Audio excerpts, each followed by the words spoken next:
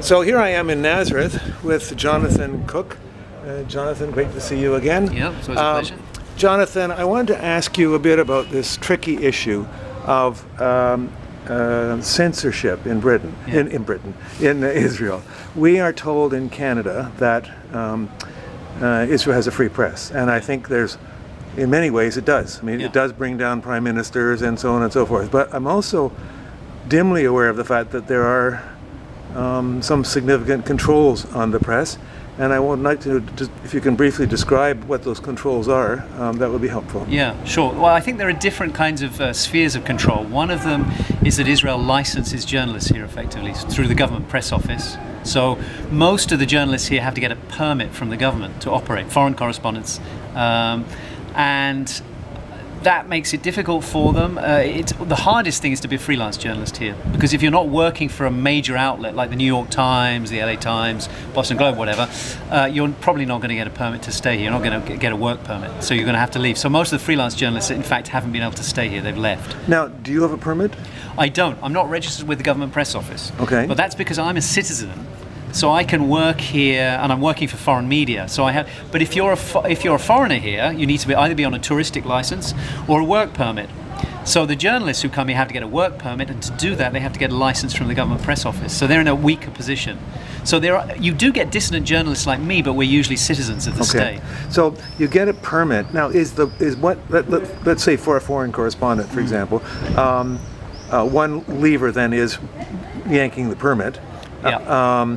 But is there any other control? I mean, do you ever have to submit text for approval? So this is another sphere. This is more implicit, which is you have to get. There are certain issues which are covered by military censorship laws. So Israel has a military censor, and if you're writing anything that's sensitive on a military issue and other issues, then theoretically you should submit that to the military censor. Now what happens in practice is that mostly the journalists out here, the foreign correspondents, will go on the basis of what the Israeli media report. So what they're doing is conveying the limits of what's possible to report in the Israeli media rather than taking a risk and submitting it to the censor. Now, does military security issue mean like dealing with Iran, Iraq, Saudi, or? No, it can. No. For instance, during the Lebanon War in 2006, I was desperately trying to explain to people that Israel was stationing its armaments, its tank batteries, right next to, in some cases, inside Palestinian communities in the Galilee, in the northern Israel,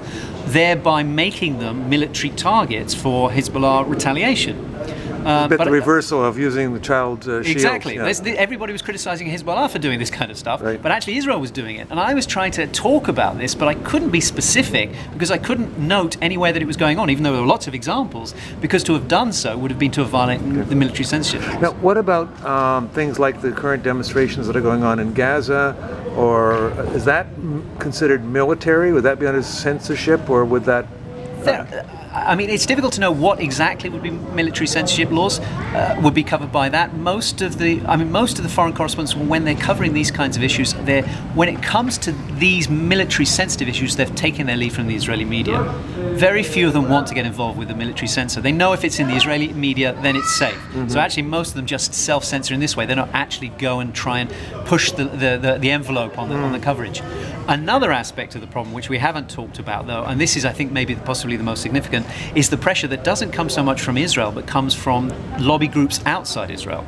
So everybody's aware of these political lobby groups, like AIPAC in America, which will use money that it raises to put pressure on candidates in Congress and so on. But there are also these media lobby groups, very powerful ones in America, like Anti-Defamation League, Camera, Honest Reporting. Yeah, these ones. So if you come up against them, they can really put a lot of pressure on your editors, give you a really hard time. So there's always this fear as a journalist, particularly if you're a freelance journalist like I am, when you're writing for big, particularly American publications, that if you go too far in your criticism of Israel, or you allow too much reality to break through, you're going to get yourself in trouble with editors. Okay, Jonathan, one final question. Canada has our national broadcasting system, CBC, has a reporter in Jerusalem. Right now his name is Derek Stoffel. We often get reports from him reporting on what's happening in Syria or what's happening in Iran or whatever. I'm assuming that a lot of that must be shaped by his Israeli sources. That Sure. yeah. So, you have to ask, why would you have a correspondent doing that kind of coverage from Jerusalem? It makes absolutely no sense. If you're going to have somebody doing it and you want them somewhere relatively safe, you're going to put them in Beirut. If you've got them in Israel, it's because they're using Israeli military and intelligence sources as a lot of the information. That's the main source of information they're getting. So that means his view of what's going on is going to be deeply coloured by the Israeli security services. Jonathan Cook, a freelance journalist in Nazareth, thanks very much. It's a pleasure Talking to you.